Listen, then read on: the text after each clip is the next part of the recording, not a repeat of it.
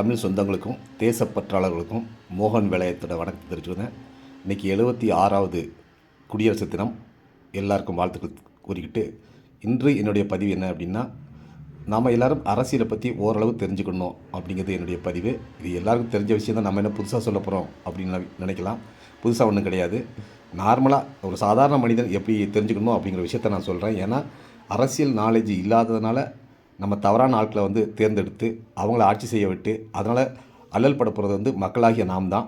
அதுக்காக இந்த பதிவு. உலகத்திலேயே ஒரு புனிதமான தேசம் இருக்குன்னா, ஒரு அற்புதமான தேசம் இருக்குன்னா அது இந்தியா தான். அதுக்கு நம்ம எல்லாருமே ஆண்டவனுக்கு நன்றி சொல்லணும். ஏன்னா 3 பக்கம் கடலாலும் 1 பக்கம் மலையாலும் சூழ்ந்து ஒரு பாதுகாப்பான ஒரு தேசமாக நமக்கு இயற்கை கொடுத்துருக்கு. எல்லா விதமான தட்பவெப்ப நிலையும் கொண்ட நாடாக இருக்குது. அது எல்லா விதமான மக்களும் கொண்ட ஒரு இனமாக இருக்கட்டும், மொழியாக இருக்கட்டும், மதமாக இருக்கட்டும், எந்த பிரிவினை இருந்தாலும் ஒரு ஒற்றுமை, ஒரு கல்ச்சருங்கிறது பொதுவான ஒரு கல்ச்சரு, ஒரு பண்பாடு எல்லாம் நிறைந்த ஒரு தேசம்னா அது இந்தியா தான். அந்த தேசத்தில் பிறந்ததுக்கு நமக்கு பெருமை தான். இப்போது இந்த தேசத்தில் 26வது குடியரசு தினம் நம்ம கொண்டாடும் போது பார்த்திங்கன்னா, கடந்த ஆண்டுகளில் அரசியல்வாதிகள் எப்படி செயல்பட்டாங்களோ அதை பொறுத்து தான் இந்த இந்தியாங்கிறது வளர்ந்து வந்துக்கிட்டு இருக்குது. இப்போ ஒரு 70 ஆண்டுகளாக சில பேர் ஆட்சி பண்ணாங்க. அப்போ ஏதோ பாதுகாப்பு இருந்துச்சுன்னா கூட, சுதந்திரம் இருந்துச்சுன்னா கூட பெருசாக நம்ம வளர முடியல. கடந்த 10 ஆண்டுகளாக மிகப்பெரிய வளர்ச்சி நோக்கி நம்ம போய்கிட்டு இருக்கோம். அதுக்கு காரணம் ஆட்சி தான். அப்போது 70 ஆண்டுகள் ஆட்சி செய்யும்போது மாற்றம் எதுவுமே பெருசாக வரல. ஆனால் 10 ஆண்டுகளில் மாற்றம் வருது அப்படின்னு சொன்னால், இங்கே அரசியல்வாதிகளுடைய செயல்பாடை பொறுத்து தான் இது மாறுது அப்படிங்கிறத நம்ம புரிஞ்சுக்கணும். இப்போது இந்தியா தான் உலகத்துக்கே அன்பை கற்றுக் கொடுத்தது புத்த மதத்தின் மூலமாக, அகிம்சையை கற்றுக் கொடுத்தது காந்தி மூலமாக. காந்திக்கு அகிம்சையை கொடுத்ததே திருக்குறள் தான். திருக்குறளில் பார்த்தீங்கன்னா, இன்னா செய்தாரை ஒருத்தல் அவர்னால நன்னயம் செய்து விடல் அப்படிம்பாங்க. அந்த குறள்லேருந்து தான் அகிம்சை பிறந்தது. அப்போது நம்ம நாடு தான் உலகத்துக்கே வழிகாட்டியாக இருந்துக்கிட்டு இருக்குது. இப்போ உலகின் குருவாக மாறிக்கிட்டு இருக்குன்னா, இந்த நாட்டில் நம்ம பிறந்ததுக்கு கண்டிப்பாக எல்லோரும் சந்தோஷப்படணும், பெருமைப்படணும். இது கௌரவமான ஒரு விஷயம். இப்போ நம்ம அரசியல் ஏன் தெரிஞ்சுக்கிடணும் அப்படின்னா, இனிமேல் காலங்கள்லையாவது ஏனோ தானே இல்லாமல் கொஞ்சம் முழுமையான விஷயத்தை நம்ம அந்த அரசியலை பற்றி புரிஞ்சுக்கணும். உலகத்தை இயக்கிக்கிட்டு இருக்கிறதே அரசியல் தான். ஜியோ பாலிட்டிக்ஸ்னு சொல்லுவாங்க, உலக அரசுன்னு சொல்லுவாங்க, தேசிய அரசுன்னு சொல்லுவாங்க, மாநில அரசுன்னு சொல்லுவாங்க, உள்ளாட்சி நிர்வாகம்னு சொல்லுவாங்க. இது எல்லாமே கிட்டத்தட்ட 3 விதமான ஓட்டு போட்டு தான் நம்ம எம்எல்ஏவோ எம்பியோ எம்எல்ஏக்களையோ தேர்ந்தெடுத்துக்கிட்டு இருக்கோம். ஒரு கவுன்சிலர் கூட நம்ம தான் எடுத்துக்கிட்டு இருக்கோம். அப்போ சரியான ஆட்களை தேர்ந்தெடுத்தால் தான் சரியான நிர்வாகம் இருக்கும்.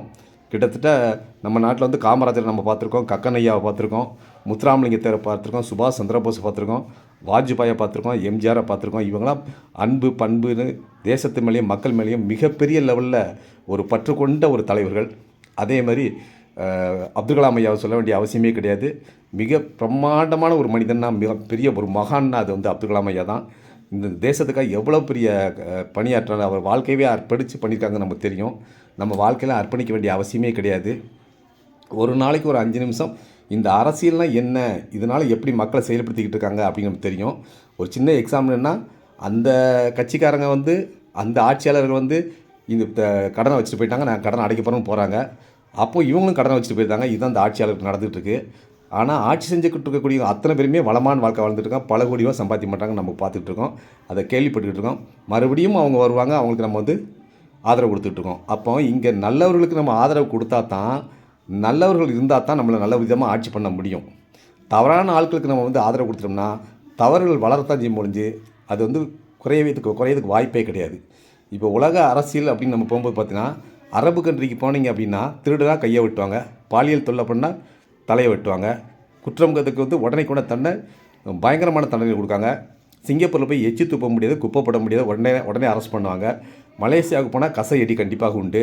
இப்படி அங்குள்ள சட்டத்திட்டங்கள் கடினமாக காரணம்னா மக்களை தப்பு பண்ண விட்டுறக்கூடாதுங்கிற தெளிவாக இருப்பாங்க. ஆனால் இந்தியாவில் பார்த்தீங்கன்னா, இது ஜனநாயக நாடு. குற்றவாளிகளை திருத்துவதற்கான ஒரு சட்டம் தான் போட்டிருக்காங்களோ ஒழிஞ்சு அவங்கள உடல் ரீதியான துன்பப்படுத்துறதுக்கு சட்டங்கள் இங்கே கிடையாது. அதனாலே வன்முறைகள் கூடிக்கிட்டு இருக்குது, ரவுடிசம் கூடிக்கிட்டு இருக்குது, அரசியல் தப்பு மேலே தப்பு பண்ணிக்கிட்டு இருக்காங்க. ஆனால் அதெல்லாம் மாற்றணும்னா மக்களாகிய நாம் தான் அந்த அரசியலை தெளிவாக கொஞ்சம் புரிஞ்சுக்கிட்டு தேர்ந்தெடுத்தோம் அப்படின்னா நல்லாயிருக்கும். அரசியல் இன்றி ஒரு அணுவும் அசையாது. அப்படின்னா என்ன, நீங்கள் எப்பொருள் யார் யார் வாய் கேட்பணும் அப்பொருள் மெய்ப்பொருள் காண்பது அறிவு அப்படிம்பாங்க. அப்போ ஒரு விஷயத்தை தெளிவாக கேட்டு அலசி ஆராய்ந்து நம்ம முடிவெடுக்க போகும்போது இந்த மாற்றங்கள் நமக்கு வரும். நல்லவர்களுக்கு ஆதரவு கொடுக்கணும், கெட்டவர்களை விட்டு விலகிடணும் அப்படிங்கிறத என்னுடைய இறுதி பதிவாக சொல்லிட்டு முடிச்சுக்கிறேன். தேங்க்யூ, நன்றி.